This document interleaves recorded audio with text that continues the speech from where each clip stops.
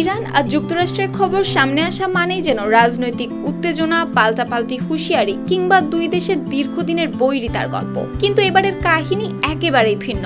মার্কিন এই বাস্কেটবল খেলোয়াড় ইরানে গিয়েছিলেন ট্রফি জয়ের নেশায়, অথচ সেখানে গিয়ে তিনি খুঁজে পেয়েছেন জীবনের আসল রং, নতুন ভালোবাসা। আর দুই দেশের দীর্ঘদিনের যুদ্ধের তিক্ততা ভুলে শেষ পর্যন্ত তিনি বিয়ে করলেন এক ইরানি যুবককে। বার্তা সংস্থা আনাদুলুর প্রতিবেদনে বলা হয়েছে, যুক্তরাষ্ট্রের পেশাদার বাস্কেটবল খেলোয়াড় চিয়া রেল হুইটসিট ইরানের ঐতিহ্যবাহী ক্লাব এস্তেল গলালের হয়ে খেলতে গিয়ে ইরানের সংস্কৃতি ও মানুষের সঙ্গে ঘনিষ্ঠভাবে পরিচিত হন। আর সেই পরিচয় ধীরে ধীরে রূপ নেয় ভালোবাসায়। মিশিগানের 28 বছর বয়সী এই খেলোয়াড় গেল সোমবার এস্তেল গলালের নারী দলের মৌসুম শেষের অনুষ্ঠানে নিজের বিয়ের বিষয়টি নিশ্চিত করেন।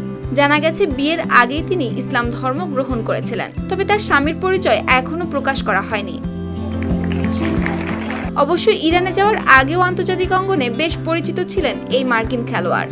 আইসল্যান্ড, আয়ারল্যান্ড, জার্মানি, কোসোভো ও পুয়ের্তো রিকোর বিভিন্ন ক্লাবে খেলেছেন তিনি। এছাড়া তিনি ছিলেন টেক্সাস A&M বিশ্ববিদ্যালয়ের সাবেক খেলোয়াড়। গত বছর তিনি ইরানে পাড়ি জমান। আর কয়েক মাস ধরে যখন দুই দেশের মধ্যে যুদ্ধের উত্তেজনা চলছে, ঠিক তখনই তার জীবনে শুরু হয়েছে এই নতুন অধ্যায়।